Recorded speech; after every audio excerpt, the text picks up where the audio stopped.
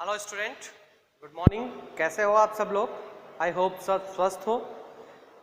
अगर अपन थोड़ा सा रिपीटिशन करें, क्योंकि अभी अपना टेस्ट है, कल हॉलीडे रहेगी, उसके बाद नेक्स्ट डे 13 को थर्सडे को, गुरुवार को अपना जो टेस्ट है ह्यूमन फिजियोलॉजी फर्स्ट का अपन ने टेस्ट रखा है, जिसमें अपने को ह्यूमन फिजियोलॉजी फर्स्ट में अपन ने जो चैप्टर्स हैं उन चैप्टर्स को डिस्कस करना है 21 से 25 तक। तो लगभग सभी बच्चे उसी पैटर्न पर वर्क करें, 1 मार्क्स का, 2 मार्क्स का और 4 मार्क्स का। और आपका पेपर पैटर्न भी उसी तरीके का आएगा, कुछ शॉर्टेड क्वेश्चन आएंगे और उसके बाद में कुछ उससे एक्स्ट्रा जो लॉन्ग क्वेश्चन है वो, और सबसे लॉन्गेस्ट जो क्वेश्चन है निबंधात्मक, वो 4 मार्क्स के। हर एक चैप्टर में से आपके पास 1 या 2 क्वेश्चंस मिलेंगे। जैसे अगर अपन बात करें, फॉर एग्जांपल मैं आपको देना चाहूँ तो जिस तरीके से बहुत क्लोज क्वेश्चन बनता है, पिछले 2 सालों से रिपीट भी हो रहा है। जैसे अगर अपन बात करें कि मानव के पाचन तंत्र का नामांकित चित्र बनाइए, 1 मार्क्स और 3 मार्क्स का आ जाएगा। उसी में ऐड होते हुए 1 + 3 = 4 कि जैसे छोटी आंत में भोजन के पाचन का संक्षिप्त वर्णन कीजिए। तो ऐसे कुछ क्वेश्चंस आपको देखने को मिलेंगे। अब अपनी बात चल रही है ह्यूमन फिजियोलॉजी की, और ह्यूमन फिजियोलॉजी में अगर अपन बात करें तो अपना टॉपिक जो चल रहा था वो चल रहा था तंत्रिका तंत्र। ह्यूमन फिजियोलॉजी का अपन चैप्टर नंबर 26 स्टार्ट कर चुके हैं। नर्वस सिस्टम आप कह सकते हो तंत्रिका तंत्र। और नर्वस सिस्टम के अंदर अपन चैप्टर नंबर 26 के अंदर अपन ने पढ़ा था कि तंत्रिका तंत्र 3 भागों में विभाजित है। वो 3 भाग कौन कौन से हैं? वो है CNS, PNS और ANS, central nervous system, peripheral nervous system, और ANS, ऑटोनोमस नर्वस सिस्टम, स्वायत्त तंत्रिका तंत्र। केंद्रीय तंत्रिका तंत्र, सेंट्रल नर्वस सिस्टम में 2 भाग थे, एक तो मस्तिष्क और एक स्पाइनल कोड।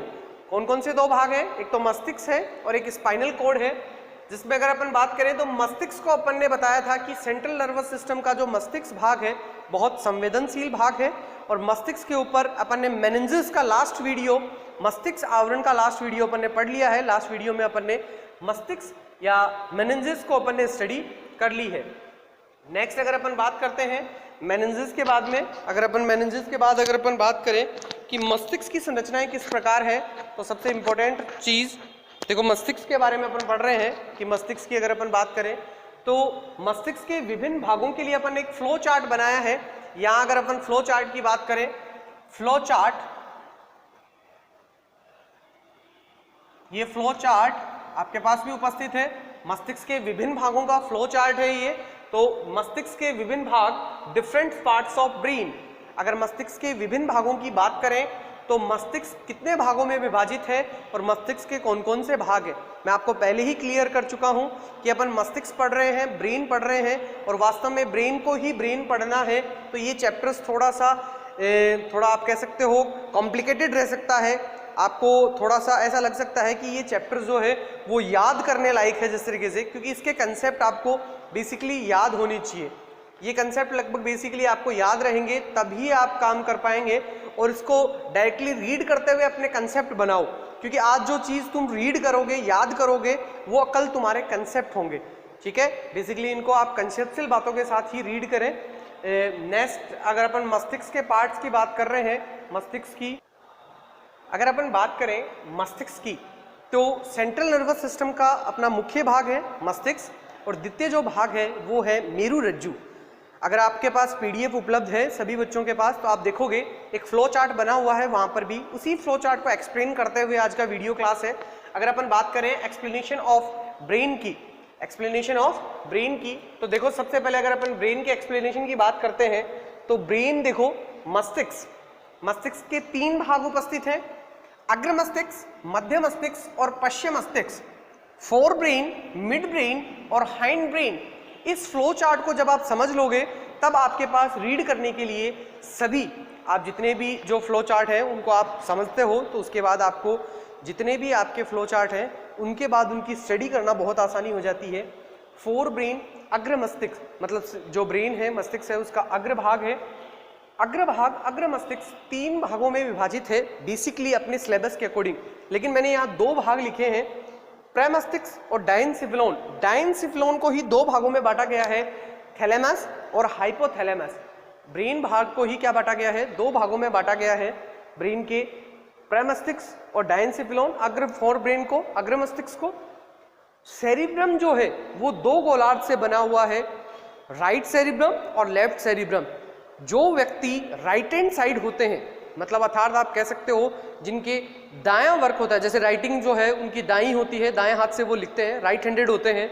सभी वस्तुएं जैसे क्रिकेट खेलना है, बॉल पकड़ना है, तो राइट हैंड का ज़्यादा यूज करते हैं। उन लोगों में प्रेमस्तिष्क का बायां जो लेफ्ट गोलार्ध है वो सक्रिय होता है, और जो लेफ्टी होते हैं उनमें उसका दायां प्रेमस्तिष्क सेरिब्रम गोलार्ध सक्रिय होता है। ये आप ध्यान रखें। अपने शरीर में जो मस्तिष्क है उसका मुख्य कार्य है शरीर को नियंत्रित व समन्वय करना। नियंत्रित मतलब कंट्रोल करना। जैसे मैं लिख रहा हूँ, क्या लिखूंगा, कितनी लाइन खींचूंगा, क्या करूंगा, कितने कदम चलने हैं, ये सब नियंत्रण मस्तिष्क के पास है। और मस्तिष्क में भी 70% जो हिस्सा है, 2/3 थर्ड पार्ट वो है सेरिब्रम। ये जो लगभग 70% हिस्सा है मस्तिष्क का वो सेरिब्रम ही है, प्रेमस्तिष्क ही है। आप ध्यान रखें 2/3 जो 2/3 पार्ट्स जो है 70 से 80% भाग मस्तिष्क जो है वो सेरिब्रम का ही बना हुआ है। और ये जो सेरिब्रम प्रेमस्तिष्क जो भाग है, इस प्रेमस्तिष्क भाग का ही मुख्य कार्य है जो जैविक दैनिक क्रियाएं हैं उनको नियंत्रित करना। ये मैंने बता दिया है आपको कि जो राइट हैंड होंगे उनका बायां प्रेमस्तिष्क अर्थात सेरिब्रम गोलार्ध कार्य करेगा, और जो लेफ्टी होंगे उनका दायां, अपोजिट होते हैं एक दूसरे के। ठीक है, नेक्स्ट डायंसिफिलोन। इसका एक प्रैक्टिस भी है। आप राइट और लेफ्ट कंट्रोल दोनों एक साथ नहीं कर सकते हो क्योंकि सक्रिय एक ही रहेगा। ठीक है, डोमिनेंट है, प्रभावी है प्रेमस्तिष्क। डायंसिफिलोन दो भाग में डिवाइडेड है, थैलेमस और हाइपोथैलेमस। आपने हाइपोथैलेमस का तो नाम सुना ही होगा। ये कमांडर ऑफ एंडोक्राइन ग्लैंड है या मास्टर ऑफ मास्टर ग्लैंड है। पीयूष ग्रंथि के साथ इसका बहुत ज़्यादा कंट्रीब्यूशन है कि जो पीयूष ग्रंथि है जितने भी अपने हार्मोन सिक्रेट करती है वो सब के सब कमांडर के थ्रू ही सिक्रेट करती है। जब यहाँ से कोई रिलीजिंग फैक्टर आते हैं अर्थात सक्रिय कारक आते हैं हाइपोथैलेमस से, तभी जाकर पीयूष ग्रंथि अपने हार्मोन को स्रावित करती है। हाइपोथैलेमस आप कह सकते हो मानव शरीर में उपस्थित जितनी भी अंतःस्रावी ग्रंथियां हैं उन सब का नियंत्रण हाइपोथैलेमस के पास है। इसीलिए अंतःस्रावी ग्रंथि का इसे सर्वोच्च कमांडर कहते हैं। कमांडर क्या होता है, जो पूरी बटालियन को, पूरी फौज को नियंत्रित करता हो। अंतःस्रावी ग्रंथियां बहुत सारी हैं, जैसे अगर नाम ले पीयूष ग्रंथि, अधिवृक्क, थैलेमस, हाइपोथैलेमस, आप कह सकते हो थाइमस, थायराइड, पैराथायराइड, वृक्क, यहाँ तक कि आप अग्नाशय, इन सब के नाम ले सकते हो। इन सब गोनेड्स, वृषण और आप कह सकते हो अंडाशय, इन सब के नियंत्रण किसके पास है, हाइपोथैलेमस के पास है। पीयूष ग्रंथि का नियंत्रण भी हाइपोथैलेमस के पास है, इसीलिए सर्वोच्च कमांडर कहलाता है। थैलेमस जो ताप नियंत्रण के लिए मुख्य कार्य है, इसका मुख्य कार्य शरीर को नियंत्रित और बॉडी का जो तापमान है उसको सुरक्षित रखना है, आप कह सकते हो फिक्स रखना है। 36.9 मानव का तापमान कितना होता है बॉडी का, 36.9 degree Celsius. Average 37 degree Celsius इसको मानते हैं अपन। ठीक है, ध्यान रखें आप। नेक्स्ट सेकेंड अगर अपन बात करते हैं इस फ्लो चार्ट की, तो मस्तिष्क का मध्य भाग, मिड ब्रेन, मध्य मस्तिष्क। अगर मध्य मस्तिष्क की अगर अपन बात करें तो मध्य मस्तिष्क दो भागों में विभाजित है, कॉर्पोरा क्वाड्राजेमिन और क्रोसेरा रेब्राई। अगर अपन बात करें कॉर्पोरा क्वाड्राजेमिन की, तो कॉर्पोरा क्वाड्राजेमिन और क्रोसेरा रेब्राई ये दो पिंड समान संरचनाएं हैं जो मध्य मस्तिष्क में उपस्थित होती हैं, और मध्य मस्तिष्क का मुख्य कार्य अग्र व पश्चिम मस्तिष्क को जोड़े रखना है। यहीं पर कॉर्पोरा क्वाड्राजेमिन और क्रोसेरा रेब्राई पिंड प्रेजेंट होते हैं। ये पिंड मुख्यतः आप कह सकते हो गंध जैसी संरचनाओं के लिए या सूचनाओं के लिए, सूंघने के लिए कैपेबल है। हाइंड ब्रेन, पश्चिम मस्तिष्क, सबसे मस्तिष्क का सबसे अंतिम भाग, और जो पश्चिम मस्तिष्क है उसमें 3 भाग उपस्थित हैं, सेरिबेलम, अनुमस्तिष्क। सेरिबेलम, अनुमस्तिष्क, जिसे छोटा दिमाग भी कहते हैं। आपने नाना पाटेकर की मूवी देखी होगी क्रांतिवीर, वो कहता है कि यहाँ नहीं मारना घनश्याम, यहाँ पर क्या होता है गनिया, छोटा दिमाग होता है, तो ये वास्तव में रियल में सेरिबेलम ही है जो क्या होता है, छोटा दिमाग होता है। इसीलिए इसे अनु मतलब छोटा, आप कह सकते हो अनुज, आपके छोटे भ्राता को क्या कहते हो आप, अनुज कहते हो, इसीलिए अनुमस्तिष्क। क्रांतिवीर मूवी में नाना पाटेकर इसी सेरिबेलम को कहता है कि ये छोटा दिमाग है, छोटा मस्तिष्क है। नेक्स्टली अगर अपन बात करते हैं सेरिबेलम की, तो इसके भी बहुत मुख्य कार्य हैं, एक एक टॉपिक को अपन डिस्कस करेंगे। पोन्स वेरुलाई और मेडुला ऑब्लोंगेटा, जितने भी इनवॉलंटरी जो फंक्शंस हैं, आप कह सकते हो अनैच्छिक कार्य हैं, वो सभी अनैच्छिक कार्य मेडुला ऑब्लोंगेटा के संपर्क में है। और ये मेडुला ऑब्लोंगेटा स्पाइनल कॉर्ड को मस्तिष्क से जोड़ने का कार्य करता है। मेडुला ऑब्लोंगेटा का मुख्य MO, इसका मुख्य कार्य है कि जो स्पाइनल कॉर्ड है, जब वो स्पाइनल कॉर्ड की तंत्रिकाएं, स्पाइनल कॉर्ड से कितनी तंत्रिकाएं निकलती हैं, अगर याद हो परिधीय तंत्रिका तंत्र में, ये तो अपना सेंट्रल नर्वस सिस्टम है, मस्तिष्क और स्पाइनल कॉर्ड, लेकिन स्पाइनल कॉर्ड से तंत्रिकाएं निकलती हैं 31 जोड़ी, और 12 जोड़ी निकलती हैं कपालीय तंत्रिकाएं, जो वास्तव में मस्तिष्क से निकलती हैं। किससे निकलती हैं, मस्तिष्क से। मस्तिष्क से जो 12 जोड़ी कपालीय तंत्रिकाएं निकलती हैं वो, और 31 जोड़ी जो तंत्रिकाएं निकलती हैं मेरु रज्जु से।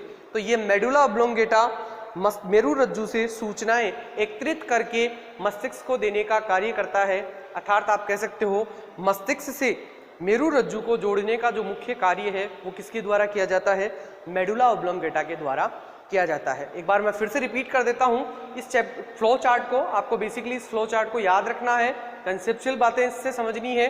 जैसे अगर अपन बात करें मस्तिष्क की, अगर अपन बात करें मस्तिष्क की, ब्रेन, और तो ब्रेन डिवाइडेड है 3 पार्ट्स में, 3 भागों में, fore brain, mid brain, hind brain. अर्थात आप कह सकते हो अग्र मस्तिष्क, मध्य मस्तिष्क और पश्चिम मस्तिष्क। नेक्स्ट प्रमस्तिष्क जो है वो मस्तिष्क का लगभग 2/3, आप कह सकते हो 70%, 1/3 भाग ही बचेगा। उसके बाद बाकी का जो जितना भी 2/3 पार्ट है वो सेरिब्रम, प्रमस्तिष्क, मस्तिष्क का ही भाग पूरा कंप्लीटली 70% कवर हो जाता है अग्र मस्तिष्क में, फोर ब्रेन में ही कवर हो जाता है। और सेरिब्रम का मुख्य कार्य है दैनिक जीवन की सभी प्रतिक्रियाओं को नियंत्रित करना। प्रमस्तिष्क डायनसेफेलॉन 2 भाग में डिवाइड है, थैलेमस और हाइपोथैलेमस। आप डायरेक्टली भी लिख सकते हो कि सेरिब्रम, थैलेमस और हाइपोथैलेमस। कई बार फ्लो चार्ट में आपको थैलेमस और हाइपोथैलेमस एक साथ ही लिखे दिखते हैं, लेकिन इन दोनों को सम्मिलित रूप से डायनसेफेलॉन के नाम से जाना जाता है। नेक्स्ट मिड ब्रेन, 2 पिंड बने हुए हैं मिड ब्रेन में जो अग्र मस्तिष्क और पश्चिम मस्तिष्क को जोड़ने का कार्य करते हैं, कॉर्पोरा क्वाड्रासेमिन और क्रोसेरस रेब्राई, ये 2 पिंड उपस्थित हैं। नेक्स्ट हाइंड ब्रेन में अनुमस्तिष्क, सेरिबेलम जो छोटा दिमाग है, छोटा मस्तिष्क है, पोन्स वेरुलाई और मेडुला ऑब्लोंगेटा जो मेरु रज्जु की तंत्रिकाएं जो सूचना लेकर आती हैं उन्हें मस्तिष्क तक पहुंचाने का कार्य करता है। और जितनी भी अनैच्छिक क्रियाएं हैं, वॉमिटिंग वगैरह जिस तरीके से, तो वो मेडुला ऑब्लोंगेटा के नियंत्रण में है, MO के नियंत्रण में है। इन सभी पार्ट्स का अपन डिस्कस करेंगे। जैसे अपन सेरिब्रम को डायनसेफेलॉन में थैलेमस और हाइपोथैलेमस को, हाइपोथैलेमस का तो बेसिकली जो मेजर पार्ट है वो एंडोक्राइन ग्लैंड्स के अंदर आता है। जब हाइपोथैलेमस से स्रावित होने वाले वो सभी रिलीजिंग फैक्टर्स पढ़े जाते हैं जो पीयूष ग्रंथि को क्या करते हैं, नियंत्रित करते हैं हार्मोन स्रावण के लिए। आप सब लोग मिड ब्रेन, हाइंड ब्रेन और फोर ब्रेन जो ब्रेन के पार्ट हैं, अग्र मस्तिष्क, मध्य मस्तिष्क और पश्चिम मस्तिष्क, उनके डिफरेंट पार्ट्स के नाम याद रखें, इस फ्लो चार्ट को समझने की कोशिश करें। और आप लोगों के लिए एक महत्वपूर्ण सूचना थी ही, मैंने आपको पहले ही बता दिया है कि अपना टेस्ट है गुरुवार को, आपके पास पेपर जो महत्वपूर्ण प्रश्न पत्र है वो आपके पास उपलब्ध हो जाएगा व्हाट्सएप ग्रुप में। और वहीं आप व्हाट्सएप ग्रुप में मुझे फिक्स 1 बजे से पहले आप मुझे अपनी उत्तर पुस्तिका की PDF बनाकर कैम स्कैनर से या फिर डायरेक्टली फ़ोटो खींचकर, फ़ोटो जब आप भेजो तो 1 बाई 1 भेजो, एक फ़ोटो फर्स्ट पेज की, सेकंड पेज की, थर्ड पेज की, आप मिक्सअप ना करें उन फोटो को। और उन पेज पर नंबर लिख कर रखें, जैसे पेज 1 मार्क नंबर का है, 2 नंबर का पेज, 3rd नंबर का पेज, और अपना नाम और अपना रोल नंबर जो है आपके पास नहीं है, फ़ोन नंबर जो है वो आप पेपर के फर्स्ट पेज पर लिखकर वो भी भेजें, क्योंकि पेपर में आपका नाम होगा तभी मैं कॉपी चेक कर पाऊंगा। और बेसिकली वैसे मेरे पास आपके फ़ोन नंबर ऐड हैं, तो आप उन फ़ोन नंबर्स के साथ साथ आप अपनी कॉपी जो नोट्स जो है आप कह सकते हो नोट्स जो आपने बना रखे हैं उन्हें आप संयोजित रखें, लिखित अवस्था में PDF से नोट्स बनाते रहें। और उन्हीं PDF नोट्स की सहायता से आप लोग, मैं आशा करता हूं कि गुरुवार को टेस्ट की तैयारी करके आओगे और टेस्ट की तैयारी के साथ साथ आप महत्वपूर्ण प्रश्नों को पढ़ोगे भी और समझने की कोशिश भी करोगे। ठीक है, all the best, thanks for watching.